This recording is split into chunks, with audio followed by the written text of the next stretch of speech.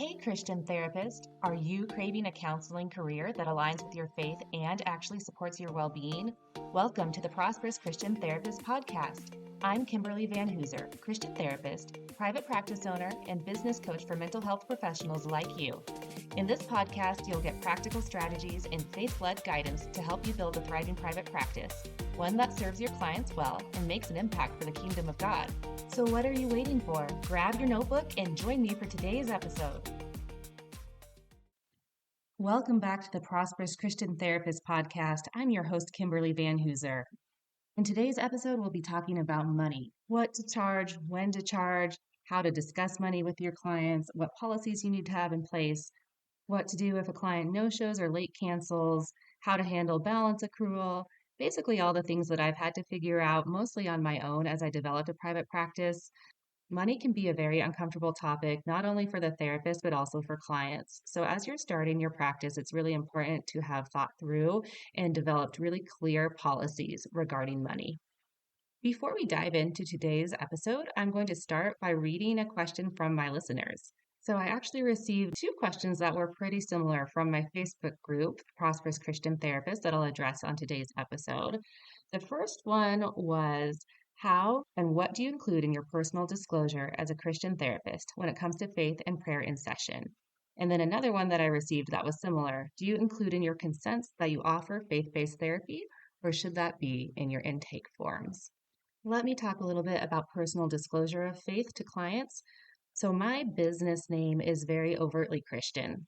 And I also share very openly on my website that I am a Christian, that I have an active relationship with the Lord, and that I love the opportunity to integrate faith into therapy if that's something that the client desires.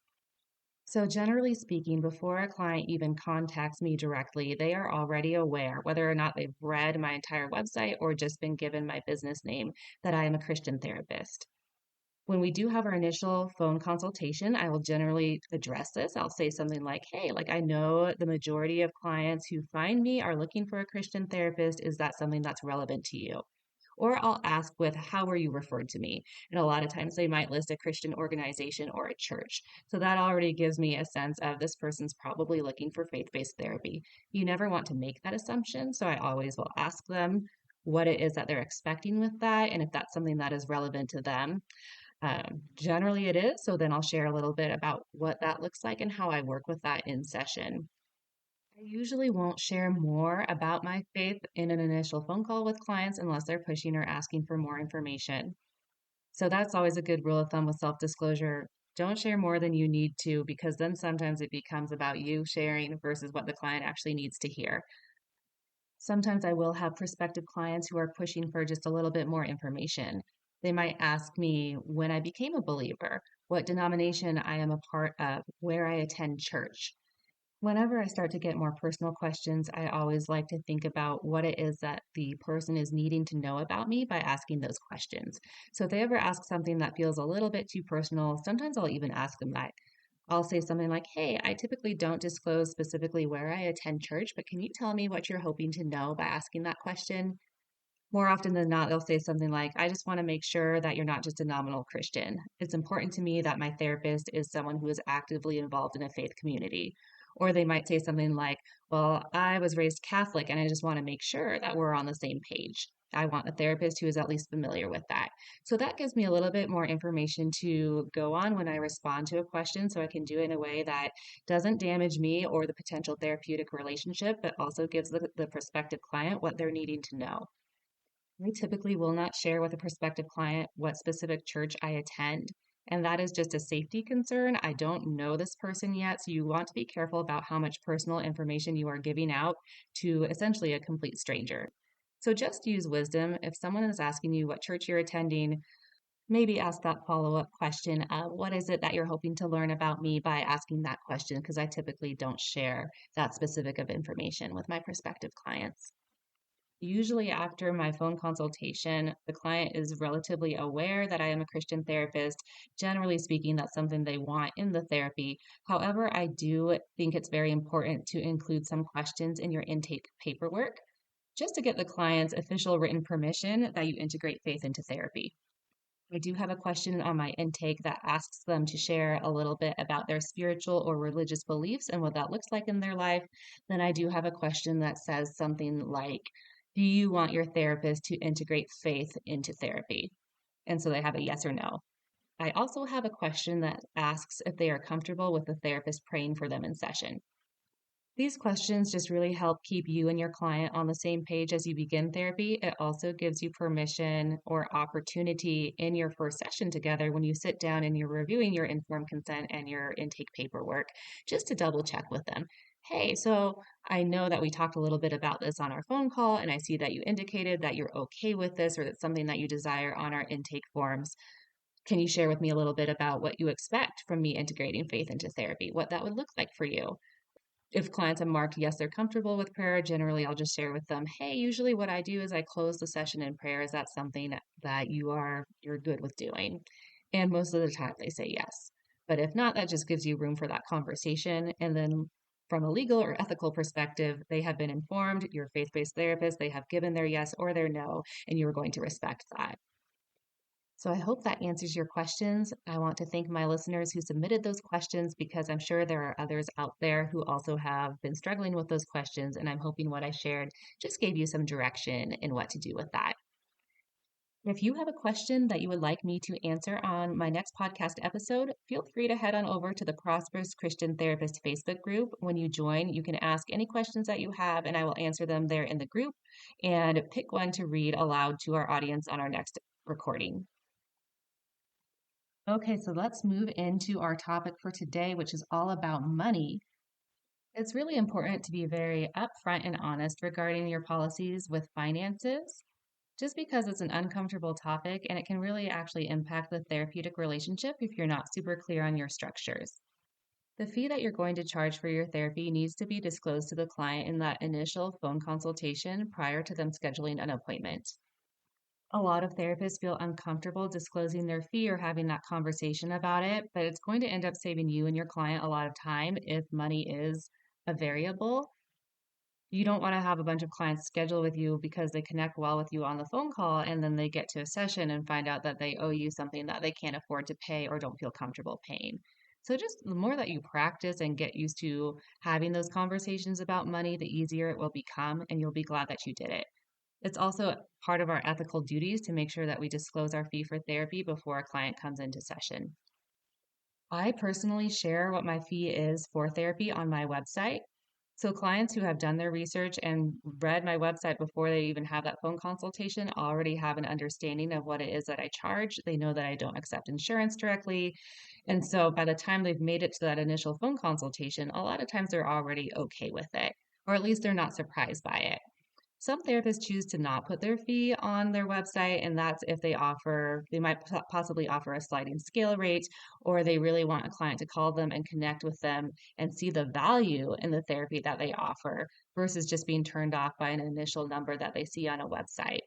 So there's no right or wrong way to do it, specifically if you post your rates on your website or not, but take into consideration what works best for you. And just know that you do have to discuss and share your fee with the client prior to them coming into an actual therapy session. It's also important for you to think about if you're going to collect credit card information prior to a client coming into a therapy session. I do really recommend this.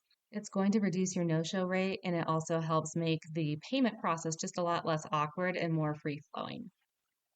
My process with payment for clients is once they schedule an appointment with me, I send them a link through my electronic health record that requests them to log in and complete informed consent, their background questionnaire, as well as store a credit card for payment in the client portal. I let the client know that payment is due the day of session. However, I do need all information, including that credit card, stored on file at least 48 hours prior to their appointment. When a client stores their credit card information on file in advance prior to meeting you, it just really helps remind them to either cancel on time or to show up to their appointment. So you're going to see the flakiness level reduced and your no-show rate is going to decrease a lot. It also will help with your own anxiety. I know before I had the ability to have clients store credit cards on file, I used to always wonder before meeting with someone for the first time, will they actually show up? Then I have to ask them to pay me in session, and it just feels a little bit awkward. So this just makes things run a lot more smoothly. I let my clients know that I don't actually charge their card until we've actually met together for the first time. I tried for a brief moment during my practice to have them hold a therapy session by making payment in advance, but that just felt kind of weird and uncomfortable for me. So I always prefer, as long as they have their credit card information on file and I have a method to charge them if they were to no show, then I am okay with not running their card until the day of session. And I let them know that. It's also important to be upfront and clear about what your cancellation policy is and how you handle that. Do you have a 24-hour cancellation policy? Is it 48 hours? If they cancel with less than the required notice, do you charge them the full fee for session or is it just a partial fee for session? It's important to be very clear and upfront with what your policy is regarding that because that helps clients know what to expect and it also will help you feel less stressed and more respected in the work that you do with your clients. I personally use a 48-hour cancellation policy, and I tell my clients that if they cancel with less notice than that, that I do charge the full fee for session. This just really holds clients accountable to making sure that they follow through with their commitments. I used to have a 24-hour cancellation policy, and it seemed that for one, clients could more easily talk themselves out of going to their therapy session when actually it's in their best interest that they do attend.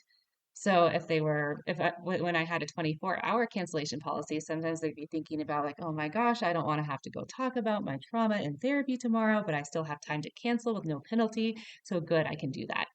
When it's 2 days prior, a lot of times they're not quite dreading going to that appointment. Not that they always dread coming to therapy with me, but they're not thinking about it in the same way. And so then when that deadline passes and the next day they're like, oh man, tomorrow is my therapy appointment, because it can be a lot of hard work, as you know. They realize I'm already past the deadline to cancel, so I would be out this much money if I did, so I guess I'll go. And then they show up and we do amazing work and it's emotionally healing for them and they're so glad that they went. So that's one reason sometimes it's in the best interest of your therapy client to have a 48-hour cancellation policy. It also works a lot better for myself, I've found. If I have a client canceling and then I have these openings for the very next day, it doesn't really allow me time to fill that time slot with another client. It also makes me feel just a little bit more frazzled. I am a planner by nature, so I always like to be able to kind of determine what I'm going to do in my day and what I'm going to be working on and what clients I'm going to see. So having that 48-hour cancellation policy has helped me a lot, just feeling better in how I run my practice and how my week goes. So, as part of your fee structures and policies, it is really important for clients to know if they'll be charged if they were to cancel past a deadline and what they'll be charged. I do encourage you to have some sort of penalty if a client cancels past the deadline, because if there is no penalty, you're going to see that your no show cancellation rate is going to increase significantly. There can be a lot of guilt associated with charging a client when they haven't shown up for a therapy session or if they've needed to cancel. And a lot of times it's because we realize our clients have good reasons for canceling a session or for missing a session. Generally, it's not that they're trying to disrespect your time or that they don't value therapy. That could be the case at times. But a lot of times it's because their kid is sick, or they got a flat tire, or they slept in because they were so tired after a really long night and they forgot. Be aware of how that might be impacting you and then move forward making the best choice for your client. So, with your cancellation policy, have one in place. Make sure that you communicate it upfront before your client even starts therapy with you. Then you can always later on make the decision of how to proceed if a client were to violate that cancellation policy. But more often than not, when you're super upfront about it, you're going to find that people respect your policy. You'll also need to consider when you're determining your fee policies and how you handle money is what you charge per session. And if you ever do a sliding scale, if you're going to accept insurance, basically what it is that you're going to get paid for your services. There really is no right or wrong answer specifically, but it's important that you take time to think about what you want for your practice. You'll have to ask yourself questions like, do I want to accept insurance? Do I have the expertise and knowledge to know how to bill insurance? Will I receive an affordable, livable rate from insurance companies for reimbursement? If I'm private pay, what is my rate? Am I willing to reduce that? What does that process look like? It's important to think about how many sessions you would like to do during the week. And don't just think about how many hours you could have available for clients, but how many clients is good for you to see during the week. Don't overload your caseload with 40 clients in a week just because you want to be able to pay your bills. Think about the number that works for you, and then think about what rate would you need to be charging in order for it to be an acceptable level of income. I think it's important to know what your general fee is. And then if you do want to leave some room for either sliding scale clients who need it, or if you want to do like a teacher discount, then you can factor that in too.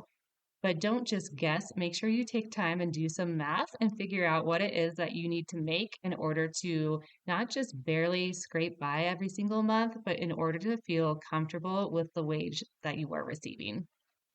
If you do choose to do a sliding scale or reduced fee, make sure you have a process for how you do that. Think about how you might assess whether or not the prospective client is in need of reduced fees for services, and then how much you are actually able to reduce your fee where it's not going to be significantly negatively impacting your business or what it is that you need to make as a therapist. Also consider how many sessions or how long you're going to offer that reduced rate for and what the process of reevaluating a continued need for a reduced rate might look like. So you might choose to do a set number of sessions. For at least 10 sessions, I can offer this rate. And at that point, we'll reevaluate your financial needs and also my ability as a therapist to continue to offer something at that reduced rate. Setting a limit on the number of sessions that you offer a client at a reduced rate can really help the client just hone in on what it is that they want to get out of therapy and work towards that goal a little bit faster than if it was just indefinite. So it's going to help the client get more out of therapy, and it's also going to prevent you from filling up your caseload with a lot of low fee clients that end up just staying in therapy because it's not costing them that much. You can always offer to continue the therapy sessions at a reduced rate once you've hit that 3 month mark. So, a lot of times, what I have done in the past is let a client know, hey, for the next 3 months, I can offer you therapy sessions at this rate. Any session that you have with me during those 3 months will be at this rate. Once we're approaching that date, we'll take some time and reevaluate what your needs are and what your goals are for therapy, as well as your finances. There may be an increase in the fee at that time. I also need to reassess from a business perspective if at what rate I'm able to offer, because sometimes we have increases in our overhead and other costs for therapy that play a factor in the rate that I need to charge.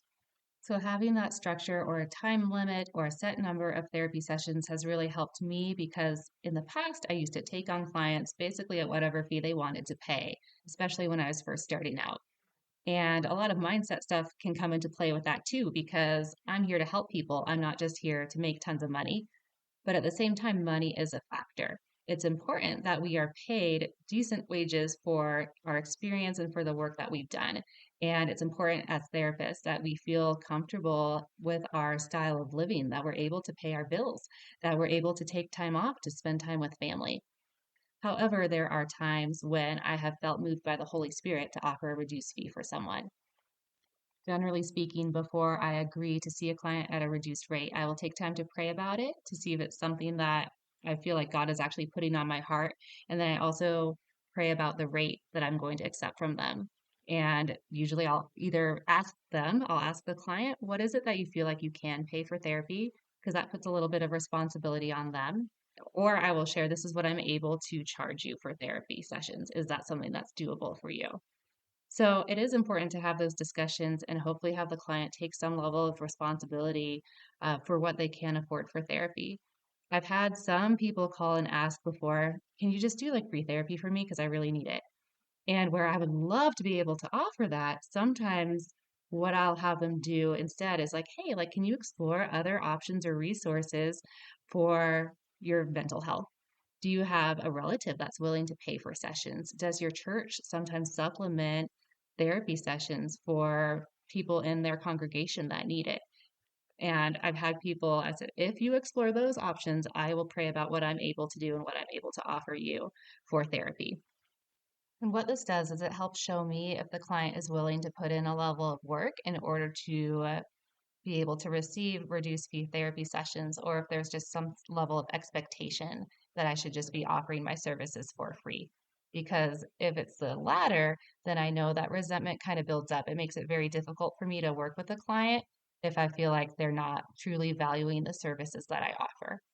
But if they're willing to do some work and to explore other options, and maybe they come back and say, hey, this is what I'm able to supplement therapy sessions for, then that works a lot better. And then it also makes more financial sense. There are churches out there who will pay for people to go to therapy. And you can find partnerships sometimes where they will pay the therapist the full rate for their therapy session, and whoever has been granted that scholarship is able to receive a certain number of sessions, either free of charge or at a very low rate for them. So there are really a lot of options that go beyond you just lowering your fee because someone is in need of therapy. It's also not a bad thing to refer them out to people who charge lower rates than you or for low fee therapy services out there. While I'm sure you're a great therapist, it doesn't mean you're the only person that can help your prospective client. So before you commit to offering a reduced rate, make sure that you have a structure set up for it and a policy, and also make sure that it's going to be at a rate that still works for you and your business. I could probably do a complete podcast on each one of the things that we've already discussed, and maybe I'll do that more in the future. So, we talked about when to disclose your fee to your therapy client, whether or not you should collect credit card information up front, what your cancellation policy should be, whether or not you offer a sliding scale rate, and how to do that. One other thing I do want to address in this podcast is what to do if a client's card declines, if they can't pay, and if they have a balance accrual. Generally speaking, when I've had a client whose card has declined, it's usually because the card expired or possibly that they canceled their card because it was stolen or something that they just forgot to tell you, especially when you're in this routine of they come to session and then you just automatically charge them once the session is over. So when that happens, I'll typically reach out to the client and just say something like, hey, like your card on file declined. Would you like me to send you the link to update your card on file? That is usually all I need to do. Generally speaking, people are very respectful and apologetic, and they want to take care of that as soon as possible. I recommend having a policy where you do not allow balance to accrue for therapy sessions. Every now and then, I'll have a client who will say something like, hey, I'm so sorry, I get paid on Monday. Do you mind running my card then? And my answer to that is generally payment is due at the beginning of session or on the day of session. This time I will allow an exception. However, just know going forward, I need to know that in advance. And usually that's based on the relationship I have with the client. I have had some clients where it has been a more regular thing where we have an understanding or some sort of structured agreement of, I'm going to run your card on this day of the month for prior therapy sessions. But that is always something that needs to be discussed openly with your client and put into place, having a clear expectation of what it is that you guys are going to do and when they're going to make payments before you allow it. So, having really good boundaries in place of what happens when a card declines and if a client is unable to pay their balance is important for you to know as you're starting your practice. I have it stated in my consent documents what my policies are regarding fee, when the fee is due, and that I do not allow balance accrual. Even when I have very responsible clients who are just asking for some sort of payment plan, and I know that if we establish something that they're going to be upfront about when they can pay and that they will pay their bill, I still try to avoid that because honestly, it's a lot to keep track of if you're doing your own accounting or your own payment processing. If you start to make exceptions too often or for too many clients, it can be really hard to remember, okay, I need to charge so and so on the 15th of the month, and this person can't pay until Tuesday. And what you run the risk of doing is forgetting to charge people, and then that will show up obviously on what you're earning and what you're making. And it can be very awkward to come back several weeks later and be like, hey, it looks like you owe me $400 for therapy sessions when you've been the one who has not been remembering to charge your client. So just be clear on what it is that you can offer to people and what you're willing to do. I think it's always with money, have set structure for all of your policies. And as you feel led, based on each client, if their situation warrants it, you can make some exceptions. But in general, the more that you state clearly, this is what I charge, this is my cancellation policy, this is how I handle payment, people are more than likely going to meet your expectations and you're not going to have to worry about a lot of issues that could come up if you're not super upfront and clear about your financial policies. I'm going to briefly touch on money mindsets. This is something that can be so huge and so important as a therapist. You're going to need to explore what your own relationship is with money and how that impacts the work that you do with clients, how you run your own business, and all the things that can go into that. Unfortunately, we don't have enough time today to fully address that. So perhaps in the future, I will do a separate podcast on money mindsets. I personally, in the past, have struggled with setting a decent rate for my services or for following through with boundaries when it comes to charging for no shows and cancellations. Or if I do follow through with those boundaries, I still today can struggle with feeling guilt or feeling selfish for charging people when they have not honored my cancellation policy. So it's really important to think about what it is that you worry about concerning money and how that's impacting your structure and policies that you put into place. When it comes to setting your fee, what fears do you have? Are you afraid that if you charge a decent rate that you won't have enough clients or that clients will cancel, that you're going to have lack? Do you fear that you're being selfish or greedy if you're not willing to see people at basically little to nothing? Do you have a belief that you're not really worth it or the services that you're offering are not worth the rate that you're charging? I want to encourage you as you are determining your policies with finances, what fee to set, what your no-show policy is. Invite in the Holy Spirit. Ask Him for wisdom and discernment in what to do for your own business and practice.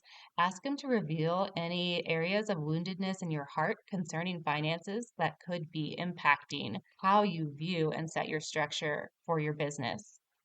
Just to kind of summarize some important takeaways from this podcast is to make sure that you know what your policies are regarding fees so you can communicate that clearly to your clients. If you don't really have an idea when a client asks or when a problem happens or comes up and you're kind of just trying to roll with it as it comes, it's going to create a lot more confusion and a lot more frustration. It's important to make sure that you include all of your policies regarding fees and payments in your informed consent because that way the client is already in full acknowledgement of them prior to starting therapy with you. True, it's quite common for clients to not fully read their informed consent or to forget what your policies are. And that is okay. That's not on you. You just need to make sure you are doing your part to communicate that clearly with the client. I generally will always verbalize in a first session what confidentiality means and then my no-show late cancellation policy, because those are the two most important ones. Legally, we need to make sure they're aware of confidentiality. And then the one policy that they always like to forget about is that I charge for cancellations past 48 hours. So just take the time to be upfront in communication with your clients about your policies and to know what they are.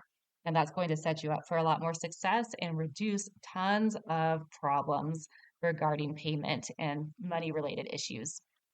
There is so much more that I could delve into related to money, so I'm certain that I will be doing some more podcasts in the future that are more specific to each one of these topics and especially delving more into money mindsets and how that impacts us.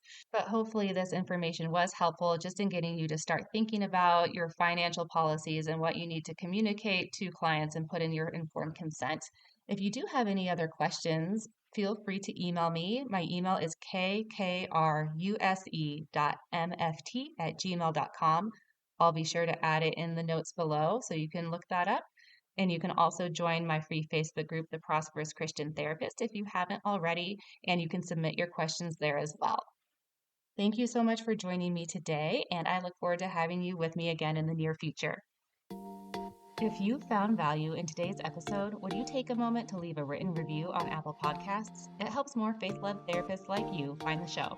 And don't forget to join my free Facebook group, The Prosperous Christian Therapist, where you can connect with myself and other fellow clinicians for encouragement, tips, and support. See you there.